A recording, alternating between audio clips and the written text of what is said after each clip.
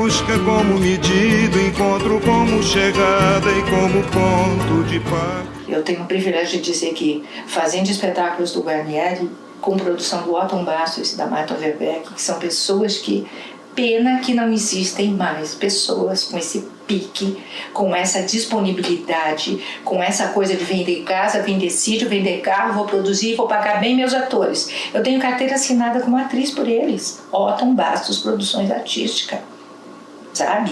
E conviver com o Guarnieri, criatura de uma sensibilidade, coração de banana e de uma sensibilidade para ver as coisas, gente.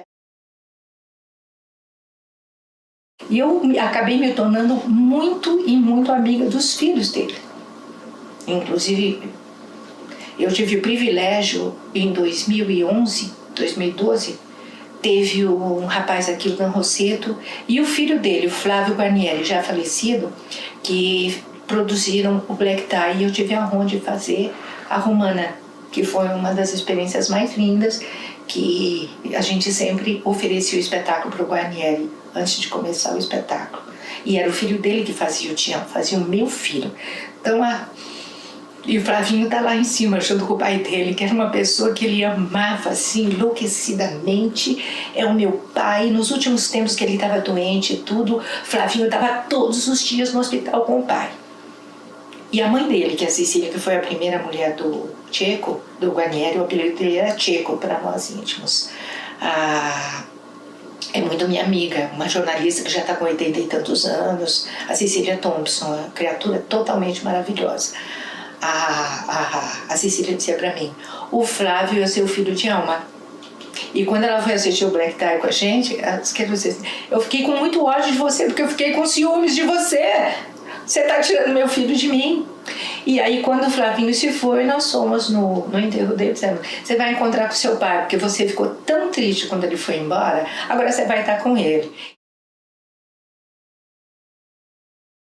Era uma passarela, ele fez uma passarela que dava a ideia de ser uma montanha, embaixo era um vale, tinha uma bigorna que o Sérgio batia com muita vontade, uma bigorna verdadeira, de ferro mesmo, tanto que ele se arrebentava todo, porque ele sempre foi músico, né? Assim, e ele reclamava, dizia assim, ai, essa merda, eu tô todo machucado, todo cheio de cara, não sei se ele contou isso pra vocês, mas ele ficava todo dia muito cansado, ele dizia assim, meu Deus, acaba comigo, dizia, nada, você vai ficar aí forte, você já tá velho, eu brincava com ele, né, você vai precisar ficar fortificado, tá fazendo uma malhaçãozinha aí, então, aí tinha a bigorna, que era uma parte central, que aí seria a casa do ferreiro, que era o pai do Birdo, e o cenário era um fundo infinito que se jogava algumas luzes e o trabalho de luz que o Fernando fez era bem focado para valorizar as cenas das personagens. Por exemplo, quando eu ia falar com o Dodo, que era o Guarnieri que fazia, a gente ficava em cima da passarela, como se ele estivesse cuidando das ovelhinhas lá. Como é que era a música? Tantas ovelhinhas, eu lembro da melodia, não lembro da letra.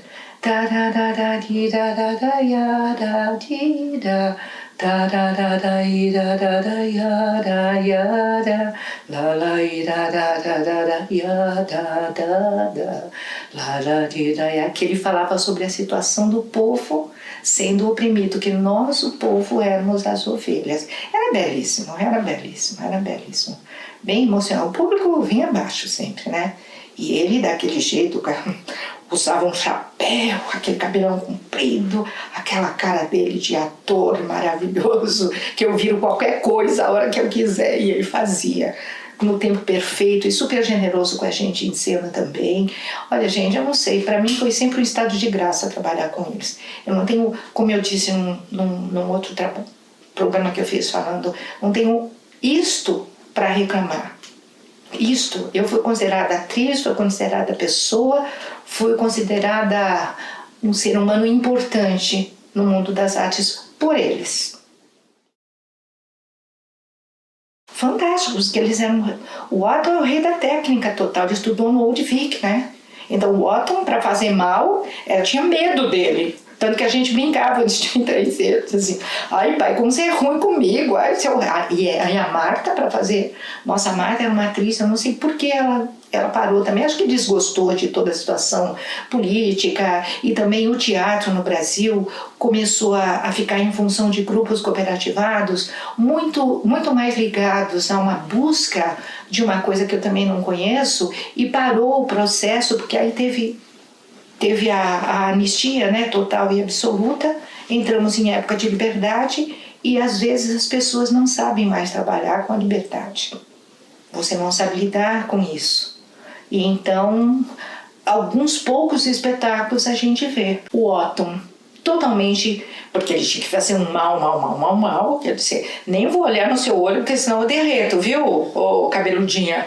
Aí eu falei assim, então tá bom, mas nossa, eles eram... E a cena da Marta, quando ela vinha fazer o aporto comigo, gente do céu, olha, eu tremo até hoje.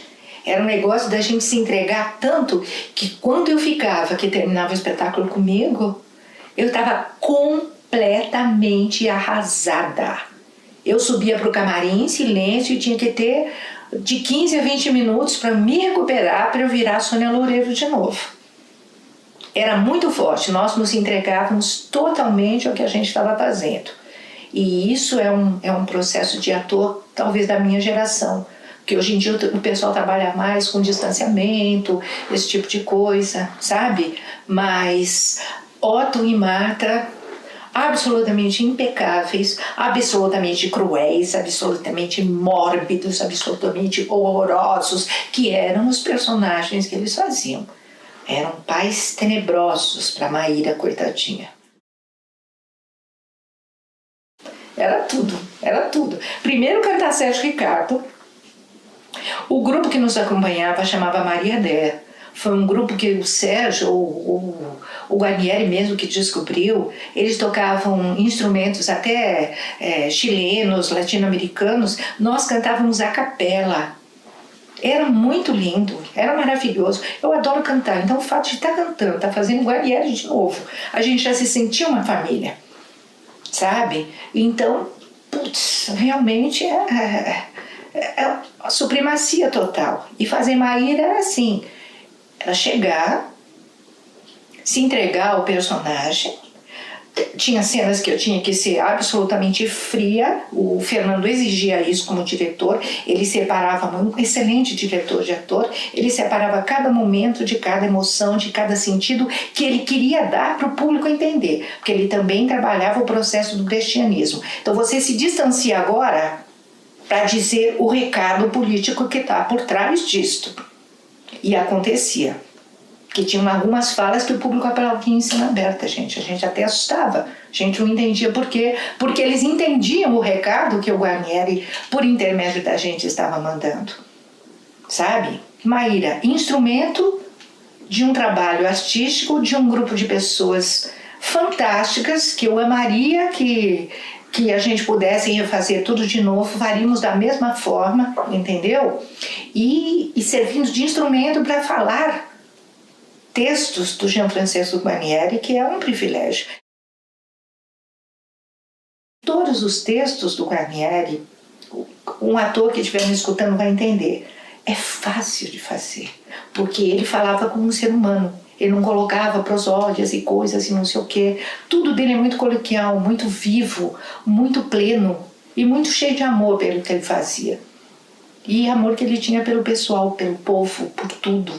Sabe, independente de facção política, independente de socialismo, de comunismo, o ser humano precisa ser respeitado e nunca foi durante séculos e séculos e séculos. Então, se eu puder me expressar falando em nome deles, eu acho que essa foi o grande trabalho que o Guarnieri fez, e Otton e Marta por trás, assessorando e investindo e lutando para que isso acontecesse. Eu realmente só posso agradecer e me sentir uma pessoa muito privilegiada por ter participado disso. Ensinou para mim, porque todo mundo dizia, atriz, que horror, que não sei que, década de 60, faz alguma coisa, faz um curso técnico, faz não sei o que, faz não sei o que lá. Aí como eu dei sorte de ir fazendo as coisas e nunca precisar, eu fiz pouquíssimos testes na minha vida. Pouquíssimos testes, eu sempre fui chamada para trabalhar. E o Otton Bastos Produções Artísticas, quando eu fui trabalhar, que foi no Castro Aspecto Passagem, que a gente fez 2 espetáculos aqui e já estreamos no Rio, era assim: apartamento, alimentação, condução e outras cositas mais. Se você precisasse de auxílio médico, estava lá. Sabe que é produção de verdade? Otton Bastos Produções Artísticas. Eu fiquei quase 7 anos trabalhando com eles. E quando eu saí, que eu me machuquei, que eu me queimei, que foi do ponto de partida, eu fiquei até o fim da temporada recebendo o meu salário. Ninguém faz isso, gente. Ninguém faz isso. Ninguém.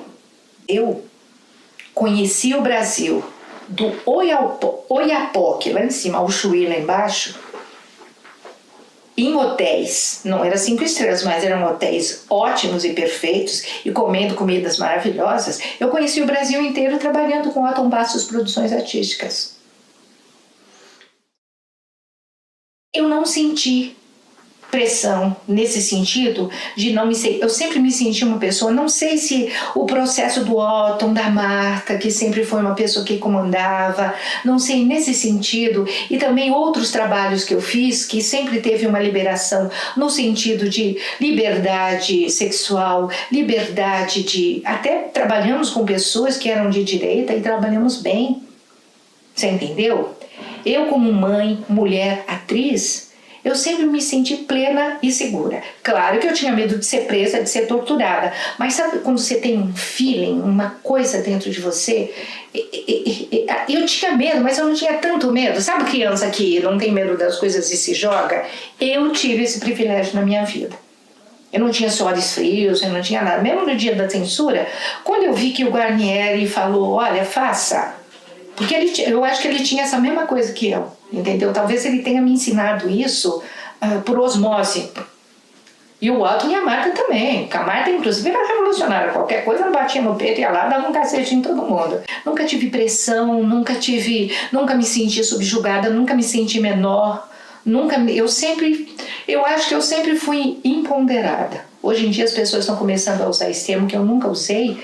E eu pensando bem, e meu filho que falou outro dia, ele estava vendo uma reportagem, não sei do que, ele falou assim, minha mãe sempre foi empoderada, sabe? Então eu não passei por isso, não passei por isso. Hoje em dia, com 69 anos, e com relação ao pessoal que está no teatro hoje em dia, eu sinto preconceito por idade, preconceito porque eu fui do teatro de resistência, eu não fui louca, não tomei ácido lisérgico, eu não saí louca e pelada pela rua, eu não joguei porra na cara das pessoas como o pessoal da oficina fez, numa certa época. Eu acho que isso é desnecessário, eu acho que o artístico não precisa disso. Não sou contra, mas eu não preciso fazer isso. Eu posso levar as pessoas a chegarem a um orgasmo se eu fizer uma interpretação fundada nisso, sem precisar me masturbar na frente da pessoa. Esse é o mistério do ator. Você entendeu? Hoje em dia, eu sinto que as pessoas têm um pouco de resistência e principalmente muito preconceito. Diz assim, sim, ela trabalhou com outra, ela trabalhou com a Marta, então eu acho que ela não tem muita cabeça para segurar, para não sei o quê. Mentira, porque essas pessoas todas, elas tinham muito mais liberdade de vida, elas tinham muito amor ao ser humano em volta, que nunca foi um motivo para dizer, não vou fazer porque eu tenho medo de ser presa e torturada. Vou fazer. Se eu for presa e torturada, aí a gente vai ver o que a gente vai fazer, mas eu não vou deixar de fazer por causa disso. E as pessoas todas que eu conheci na época, todas pensavam assim. Realmente eu não me lembro. Não me lembro de pessoas que tenham pensado diferente. clima de censura, assim, pode ser que a gente não possa mais fazer o espetáculo, então vamos estar preparados para isso. Nós tínhamos uma certa consciência, a gente se conversava muito, não era um negócio de fala meias palavras, não é coisa de novela da Globo, que você fala meia palavra e não o 10º capítulo que vai resolver. Não, a situação é essa, é assim, nós temos que fazer, tem que ser feito, sabe? Que o primeiro susto que nós tivemos foi quando o CCC entrou e deu uma surra em todo mundo no Rei da Vela, que estava no Ruth Escobar. Aí todo mundo se preparou. Aí surgiam os grupos de amigos dos grupos do MR8 que ficavam lá para defender as pessoas. Qualquer coisa ia ter tiroteio. Que também foi aquilo que eles fizeram e não fizeram mais, porque a repercussão foi horrorosa para eles. Que no fundo foi uma repercussão brava. Agora, aquilo que eu disse para vocês, a gente sempre estava com medo.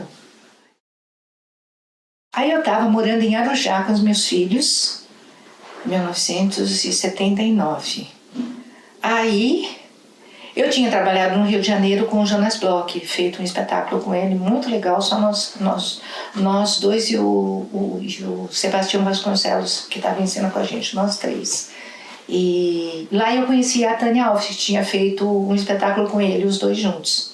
Aí eu conheci a Tânia, fizemos uma amizade, tive que morar lá no Rio e tal, ela estava com a Gabriela, filha dela pequena, eu levei o Pablo, que tinha 4 anos da época, e aí fizemos uma amizade. Aí eu tô um dia lá em Arujá, na minha casa, toco o telefone, e assim, oi, Sônia Lorena? Eu falei, sim, assim, é a Tânia Alves, para eu fazer a Bárbara do Calabar, e eu falei, nossa, mas você tá aí na ópera do Malandro. Eu disse assim, então, e eu tô querendo sair, tô com uma certa pressa, eu chamei uma porção de gente aqui, todo mundo ficou com um cagaço, então eu tô dizendo pra você, vem fazer, porque do seu jeitinho você vai dar uma ajeitada, uma moldada, e você vai fazer, e eu tenho certeza. Eu falei, mas você é soprano lírico, eu sou contralto. Ela disse assim, não tem problema, sabe quem é o chefe da orquestra? Eu falei, não, é o Pestana. O Pestana tinha sido o nosso maestro com a Missa Leiga lá em Portugal. Eu já tinha trabalhado, porque sempre esses espetáculos tinha música ao vivo. Eu falei assim, gente, o maestro Pestana, que maravilha. Então, o Pestana vai trocar toda a sequência de tons, vai baixar tudo para mezzo-soprano que você alcança. Então, ele vai trocar toda a partitura para você. É só você ensaiar. Aí eu teria 1 mês de ensaio para substituí-la. Aí ela foi sair um dia com o marido dela de moto, caiu, quebrou a perna também. Aí eu entrei em 1 semana. Aí o Benê parou o espetáculo no Teatro São Pedro, deu uma explicação lá qualquer por 1 semana e eu tive 1 semana para fazer. Não me pergunta o que eu fiz na estreia, porque eu não lembro. Eu estava tão nervosa, eu estava tão louca, que eu falei assim, eu vou ter que fazer. Cantar com orquestra, eu tinha cantado com músicos, com conjunto, mas com orquestra, era orquestra em cena, gente, orquestra de verdade. E o elenco todo me ajudou, tinha o Xaxá, tinha o Luiz Guilherme, o Walter Breda, que fazia o personagem do Max Overseas, era a Marlene, cantora, que fazia minha mãe, o Abrão Farc, um grande ator já falecido, que fazia o meu pai. Olha, um elenco maravilhoso. Assim, eu acho que umas 40 pessoas, fora a equipe técnica, porque era um espetáculo de 2 horas e meia. Realmente o teatro foi meu sustento, o teatro foi minha alegria, o teatro foi tudo o que um ser humano possa imaginar na vida, o teatro foi para mim. Foi a descoberta do que eu queria fazer e me sentindo feliz fazendo isso. Não tenho para a cabeça somente o verso brejeiro, rimo no chão da senzala, quilombo com cativeiro, lerê.